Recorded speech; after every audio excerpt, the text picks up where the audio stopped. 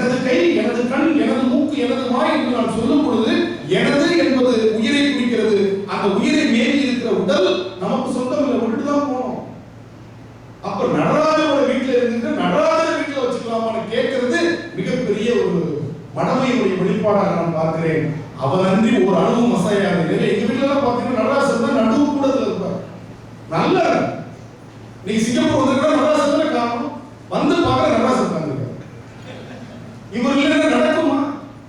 இங்கிலாந்துல இருக்கக்கூடியவை இந்த cosmic dance சொல்லி பல்கலைக்கழக மாணவர்களுக்கு பாடம் நடத்திட்டு இருக்கிறான். நம்மால் நடராஜர் வச்சுக்கலாமான்னு யோசனை பண்ணிட்டு பல்கலைக்கழக மாணவர்களுக்கு பாடம் நடத்திட்டு இருக்கிறாங்க. நடராஜ பெருமானை வைத்து எப்படி இவர்கள் இப்படி ஒரு தத்துவத்தை வைத்திருக்கிறார்கள் தமிழர்கள், இந்த திருநங்கை தமிழ் எப்படி இப்படி ஒரு தத்துவத்தை சொல்லுகிறது என்று அவர்கள் பிரமித்து போகிறார்கள். ஏன்னா நம்ம சிலைகளாக பார்க்கிறோம். தயவு செய்து அவற்றை கடவுளாக பார்க்கணும். சிலைகளா பார்க்கிறதுனால வந்து பிரச்சனை. ராசதாசனுடைய வரலாற்றை இங்கே சொல்லுகின்ற அந்த மாணவன் சொல்லும்போது எனக்கு ஒரு நினைவு வந்தது. தேவார சுவடிகள் தில்லையில் மறைத்து வைக்கப்பட்டிருந்தன. ராசதாசனுடைய முதலமைச்சர் போய் கேட்கிற சுவடிகளை கொடுங்கள். இது மூவரும் திருக்காப்பட்டு இருக்கிறார்கள், மூவரும் வந்தால்தான் அந்த சுவடிகளை தர முடியும். அதிலேயே ஒரு போலியான ஒரு விடையை கொடுக்கிறது. மூவரும் ஒரு காலத்தில் வாழ்ந்தவர்கள் அல்ல. மூவரும் எப்படி ஒன்னா வந்து கூட்டியிருக்க முடியும்? ஆனால் ராசதாசன் அப்படிப்பட்ட சர்ச்சைக்கே போகல. உடனே என்ன செய்யலாம்? மூவருடைய திருமேனிகளை செய்யலாம்.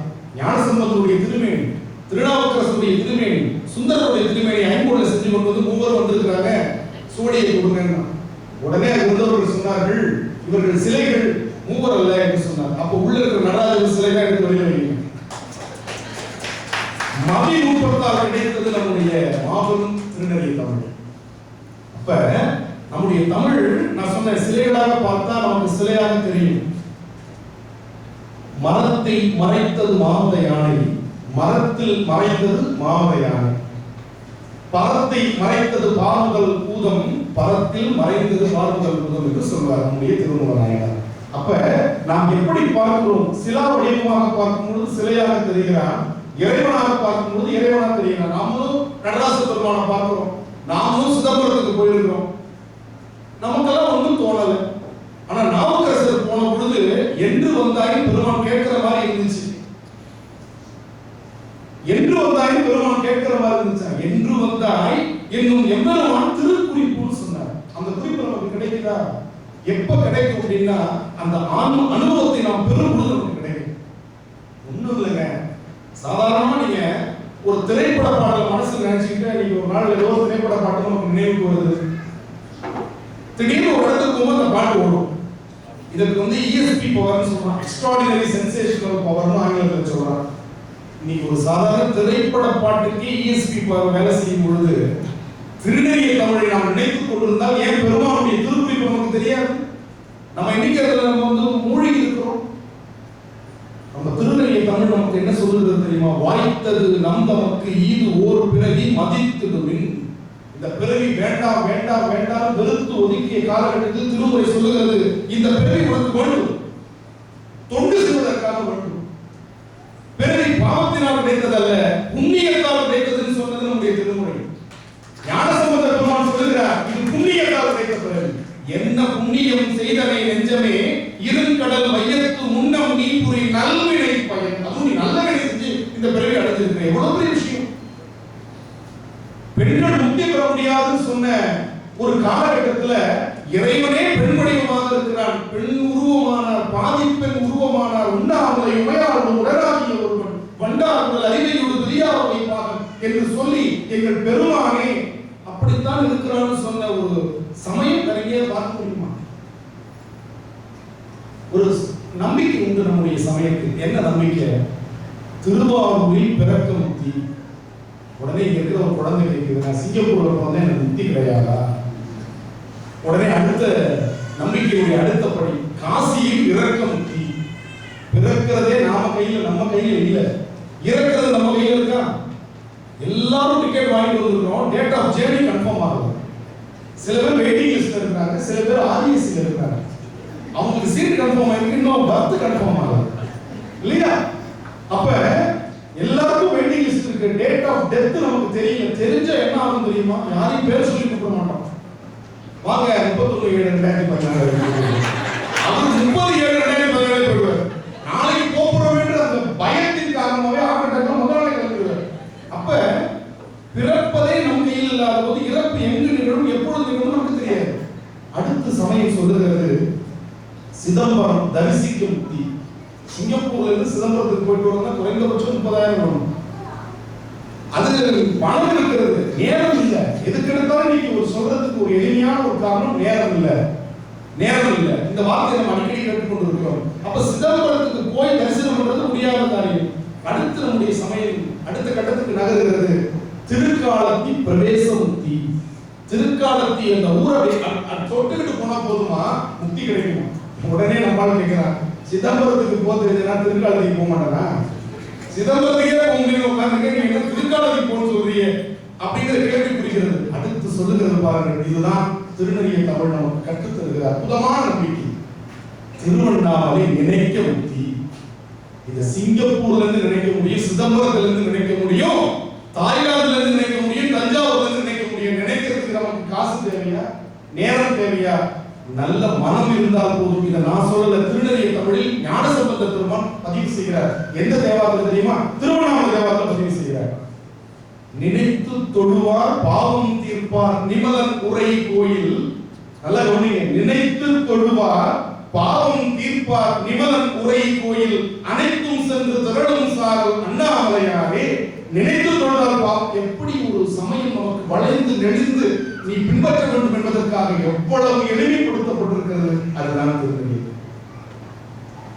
எனவே இப்படி ஒரு வழக்கத்தை நமக்கு சமயம் கற்றுத் தருகிறது. ஞானசம்பந்த பெருமானும் திருநாவுக்கரசரும் சந்தித்துக் கொள்கிறார்கள். யாரு காலில் யார் முதல்ல விழுந்தாங்கன்னு தெரியலன்னு சேர்க்கிறார், பிரமிச்சு போகிறார்.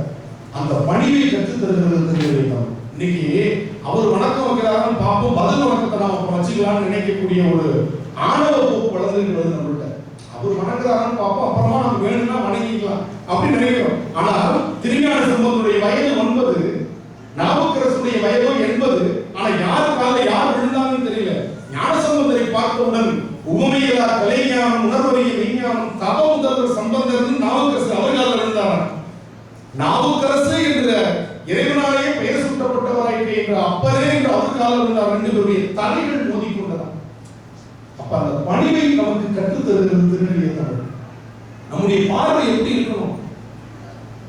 அம்மையப்பரே உலகுக்கு அம்மையப்பர்னு சொன்னாங்க. யாதொரு தெய்வம் கொண்டீர் தெய்வமாகி மாதொருவாரனால் தான் வருவர் என்று சொல்வது நம்முடைய தமிழ். நமக்கு வயலை பார்க்கிறோம், நெற்கதிர்களை பார்க்கிறோம், செடிகளை பார்க்கிறோம், நமக்கு ஒன்றும் தோணல. ஆனால் சேக்கிழார் பார்க்கிறார், இப்படி கதிர் ஒன்று முற்றி வளைந்து இருக்கிறது. அந்த நெற்கதிர் நல்லா விளைஞ்சதுக்கு அப்புறம் பாத்தீங்கன்னா அந்த எடை தாங்காம அப்படி வளை. இந்த பக்கம் விளைந்த ஒரு கதிர் இப்படி வளைந்து இருக்கிறது, ஒரு கதிர் இப்படி வளைந்து இருக்கிறது, ஒரு கதிர் இப்படி வளைந்து இருக்கிறது. இதனுடைய தோற்றம் ஒரு அடியாரை பார்த்து இன்னொரு அடியார் வணங்குவது போல இருக்கிறது சொல்றார் சேக்கிழார். அதுதான் தெய்வ தமிழ் திருநெறிய தமிழ். இன்னைக்கு இந்த வணக்கத்தை நாம் எத்தனை முறை சொல்லிக் கொண்டிருந்தாலும் பத்தல. ஒரு இலக்கியம், காதல் இலக்கியம் சேக்கிழார் பாடிக்கிறார்.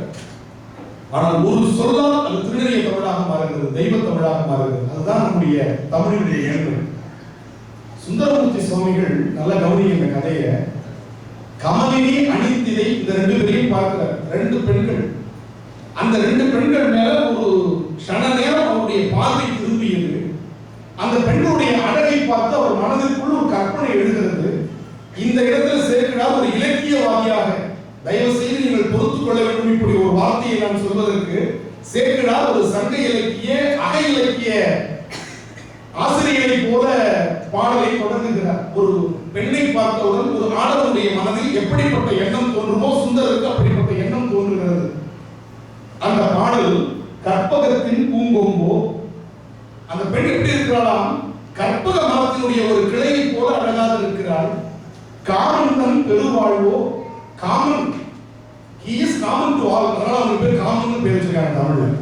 இந்த காமன் அவனுக்கு பேர் பாருங்க, ஏன்னா எல்லாரும் காமனா இருக்கிறவன், அதனால அவனுக்கு காமன் பேர் வாரியார் சுவாமிகள் சொல்லுவார். அந்த காமன் தன் பெருவாழ்வு ரதிதேவியை போல இருக்கிறாளாம்.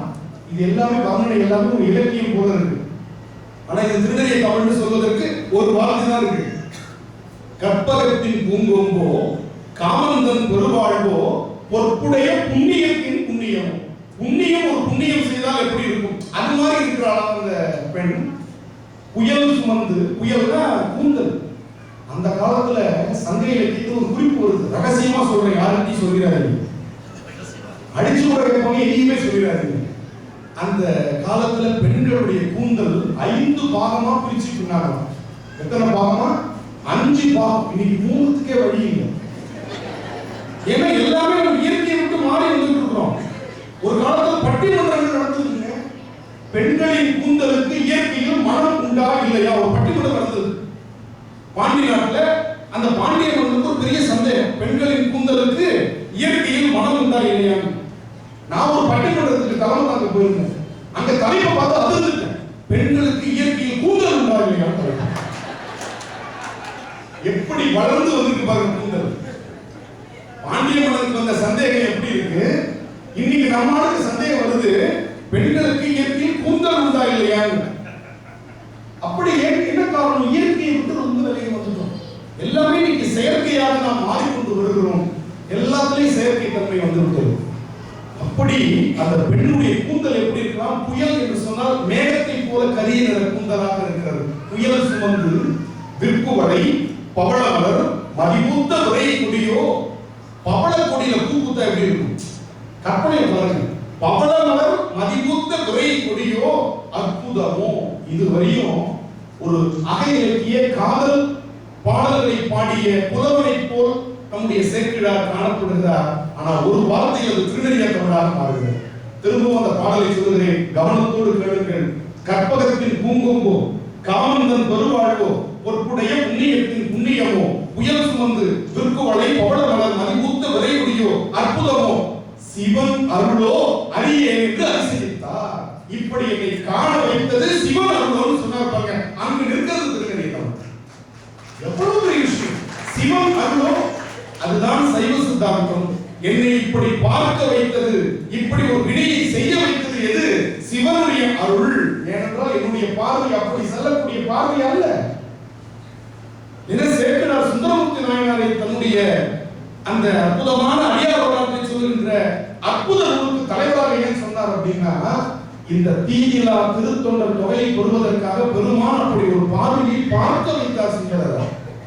அதனால ஒரு வார்த்தை சிவன் அருளோ, இதை எடுத்துட்டு பெரிய வளத்தை படிச்சீங்கன்னா சங்க அக இலக்கியம் போல இருக்கும். ஆனால் சிவன் அருளோ என்ற ஒரு வார்த்தையை போட்டு திருநெறிய தமிழாக மாறுகிறது. சங்க தமிழ் திருநெறிய தமிழாக மாறுகிறது. ஒரே ஒரு வார்த்தை. இவ்வளவு அழகான ஒரு பதிவு பாருங்க. நம்முடைய இலக்கியம் தான் இப்படி ஒரு அழகான பதிவுகளை தருகிறது. சாதாரண பதிவுகள் அல்ல. சங்க காலத்துல காதல் என்பது சாதாரண ஒரு மனிதனுக்கிடையே வரக்கூடிய ஒரு அன்பாகத்தான் பதிவு செய்யப்பட்டிருக்கிறது. நிலத்திலும் பெரிதே, வானிலும் உயர்ந்தது, நீரிலும் ஆறளவுன்றே, கருங்கொரு குறிஞ்சி பூ கொண்டு பெருந்தேனைக்கும் நாடு குறுந்தொகையில் ஒரு காதலன் அவனுடைய காதலை பற்றி ஒரு காதலை சொல்வதாக இந்த பாடல் அமைகிறது. அங்கே தெய்வம் எப்படி வருகிறது தெரியுமா?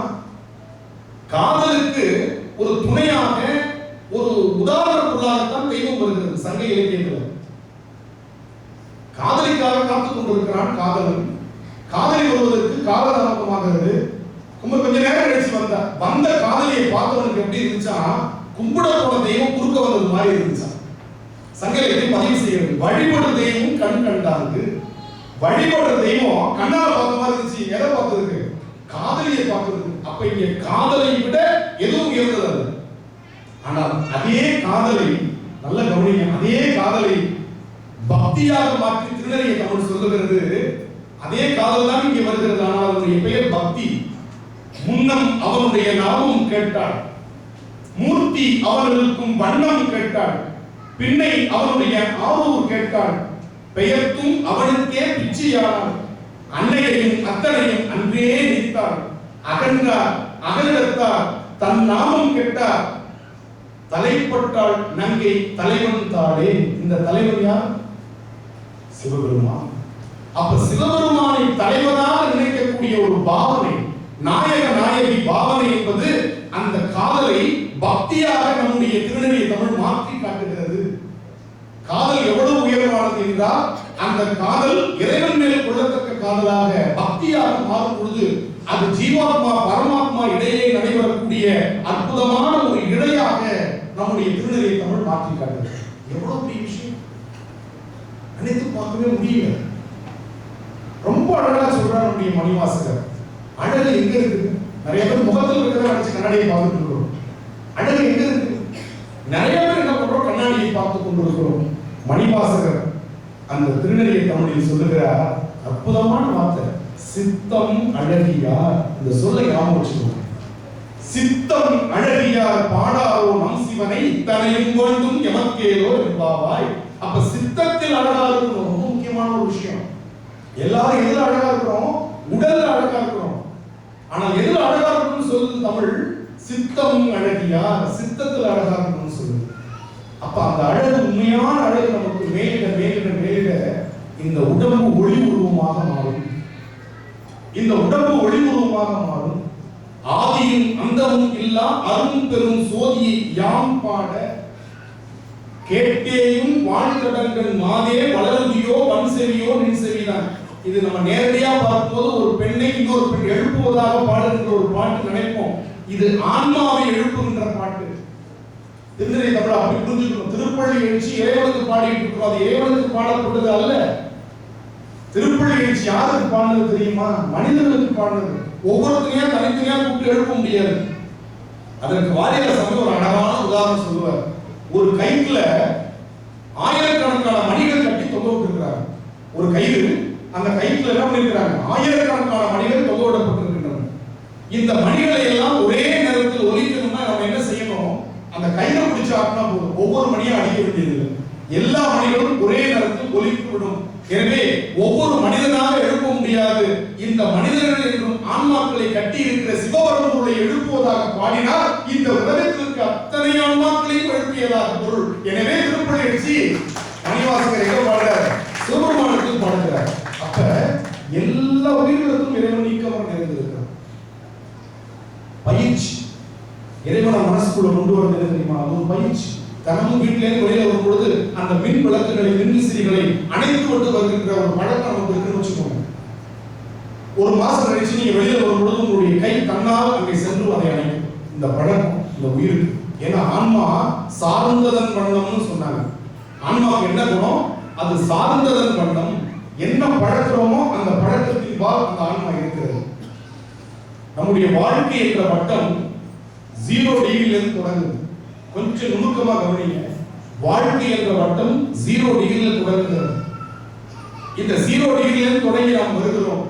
30, 60, 90, 120, 150, 180 இப்படி வந்து 360 அடையும். இந்த 360 தான் சிவபெருமான் இருக்கின்றார், நிறைவாக இருக்கிறார்.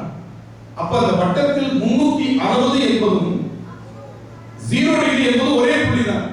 நாம் வாழ்க்கையை இந்த புறமிருந்து தொடங்குவதால் சிவபெருமானை அடைவதற்கு இவ்வளவு காலம் நமக்கு பிடிக்கிறது. புல்லாகி பூடாய் புழுவாய் மரமாகி பல்விருகமாகி பறவையாய் பாம்பாய், அடுத்தவங்க கல்லாய் மனிதராய். அப்படி எந்த புக்ல இருந்துச்சுன்னா தெரிஞ்சுக்கோங்க. கல்லாய் இல்ல, புல்லு கூடு புழு எல்லாம் வந்ததுக்கு அப்புறம் கல் எப்படி வரும்? ஒரு ஓலைச்சுவடியில் தவறாக எழுதப்பட்ட ஒரு எழுத்து தொடர்ந்த மதிப்புகளில் கல்லாய் கல்லாய் கல்லாய் போட்டிருக்காங்க. அது கல்லா மனிதராய். இந்த பிகினிங்ல மனிதன் எப்படி இருந்தான்? கல்லா மனிதராய் இருந்தான் இல்லையா? அந்த பழங்குடி சமூகத்தை சொல்லுகிறார் நம்முடைய மணிவாசகர். புல்லாகி பூடாய் புழுவாய் மரமாகி பல்விருகமாகி பறவையாய் பாம்பாய் கல்லா மனிதராய். இனிமேல் தெளிவா திருவாசகத்தை படிக்கும் பொழுது கல்லா மனிதராய், கல் உயிரற்ற பொருள், உயிருள்ள பொருளுடைய அந்த மரபு தொடர்ச்சியை சொல்லும் பொழுது எப்படி உயிரற்ற கல் வரும்? இன்னொன்னு, கறந்த பால் கண்ணனோடு நெய் கலந்தார் போல சிறந்தடியார் சிந்தனையோடு. அப்ப சிறந்தடியார் சிறப்பில்லாத அடியார் இருக்காங்களா? நம்ம எப்படி படிச்சுட்டு இருக்கிறோம் பாருங்க. கறந்த பால் கண்ணனோடு நெய் கலந்தார் போல சிறந்தடியார் சிந்தனையோடு தேனூரி. திருநெறியை தமிழ் படிக்கிறதுக்கு கொஞ்சம் நுணுக்கம் தேவை, நான் சொன்னேன் இல்லையா? அதை ரொம்ப மணிவாசகருடைய தமிழோடு சேர்ந்து படிக்கும் பொழுது கறந்தவால் கண்ணரோடு நெய் கலந்தார் போல் சிறந்து அடியார் சிந்தனையுள் நின்று தேனூரில் நின்று படிக்கணும். சிறந்துங்கிறத மேல சொல்லணும். அடியார் சிறந்த அடியார் சிறப்பில்லாத அடியார் கிடையாது. அந்த சிறந்துங்கிறத சிறந்த அடியார் செய்யக்கூடாது.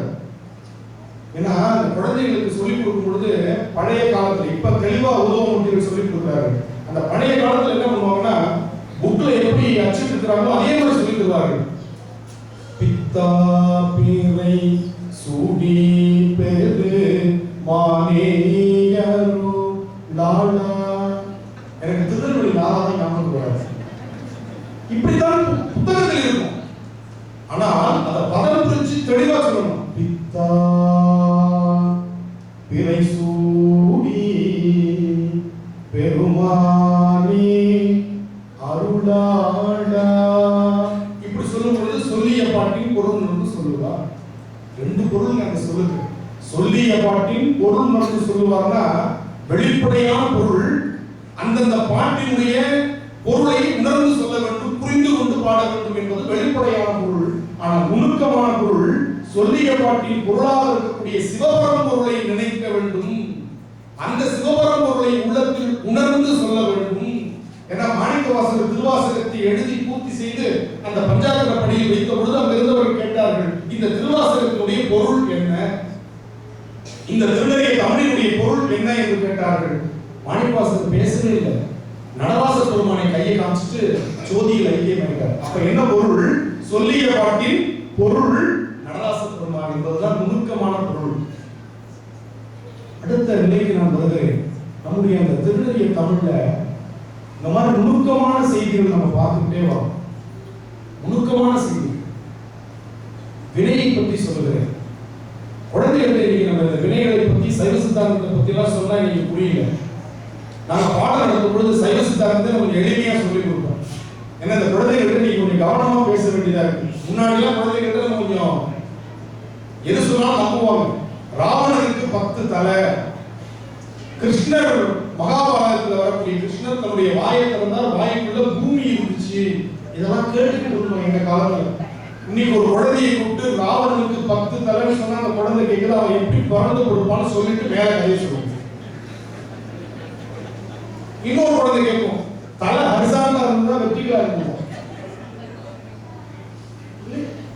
அப்ப நம்ம என்ன சொல்ல வேண்டி இருக்கிறது? ராமாயண கதையை எப்படி சொல்ல வேண்டி இருக்கிறது? இலக்கியம் உண்மையை மிகுதித்து சொல்லும், இலக்கியம் பொய்யை மிகுதித்து சொல்லாது. இலக்கியம் உண்மையை மிகுதித்து சொல்லும். 10 பேருக்குரிய பலம் ராவணனுக்கு இருந்துச்சுங்கிறது அந்த காலத்துல 10 தலைன்னு சொன்னாங்க. 20 கைகளுக்குரிய வேலை அவனுடைய 2 கைகள் செய்யும். 2 கைகளுடைய வேலை 20 கைகளுக்கு சமமானது. அதனாலதான் 20 கைன்னு சொன்னாங்க. கிருஷ்ணர் வாயை திறந்த போது உலகம் இருந்தது என்று சொன்னால் கிருஷ்ணர் அப்ப எங்க இருந்தாருன்னு கேட்கலாம். நல்ல கேள்வி. அது சொல்றேன். நீங்க கிருஷ்ணர் வாயை திறந்தாரு, உலகம் இருந்தது சார் நீங்க சொல்றீங்க, நம்பிட்டேன். ஆனா கிருஷ்ணர் அவங்க அம்மா எங்க உட்கார்ந்துருந்தாங்கன்னு சொல்லுங்க. அப்ப நம்ம என்ன சொல்ல வேண்டி இருக்கிறது? குழந்தை இடத்துல கிருஷ்ணர் வாயில் தெரிந்தது உலகம், ஆனால் கிருஷ்ணர் அவங்க அம்மா இருந்தது யூனிவர்ஸ் சொல்லி சமாளிக்கணும். இது உண்மையா பொய்யாங்கிறது அப்புறம். அது யூனிவர்ஸ் ஒண்ணுப்பா, உலகம்ன்றது வேர்ல்டு. அது ஒரு சின்ன பகுதி தான் உலகம். எனவே யூனிவர்ஸ் என்ற பேரண்டமாக இந்த உலகத்தில் இருக்கக்கூடிய மிகப்பெரிய ஒரு அமைப்பு பேரண்டம். அந்த பேரண்டத்தில் உலகத்தை தன்னுடைய வாயில் தாங்கினான் கிருஷ்ணன். இப்படி கதையை சொல்ல வேண்டியிருக்குது. புலி மானை பார்த்தது என்ன காலம்னு கேட்டா நாங்க என்ன சொல்லுவோம்? இறந்த காலம். ஏன்னா புலி மானை பார்த்தது, பார்த்து கொண்டிருந்ததுன்னா நிகழ்காலம், பார்க்கும்னா சிறக்கும் எதிர்காலம். இது நாங்க சொன்ன பதில். இன்னைக்கு ஒரு பையன் புலி மானை பார்த்தது என்ன காலம்? கேடு காலம். இப்படி ஒரு காலம் நான் படிச்சதுல தமிழ் இலக்கணத்துல. அந்த பையன் கேட்ட என்னப்பா சொல்ற? புலி மானை பார்த்ததா மானுக்கு கேடு காலம் தானே. பதில் சரி, கேட்ட கேள்வியும் சரி. ஆனா இந்த மாணவர்கள் நம்ம எப்படி சொல்ல வேண்டியிருக்கு பார்த்தீங்களா? எப்படி சொல்ல வேண்டியது?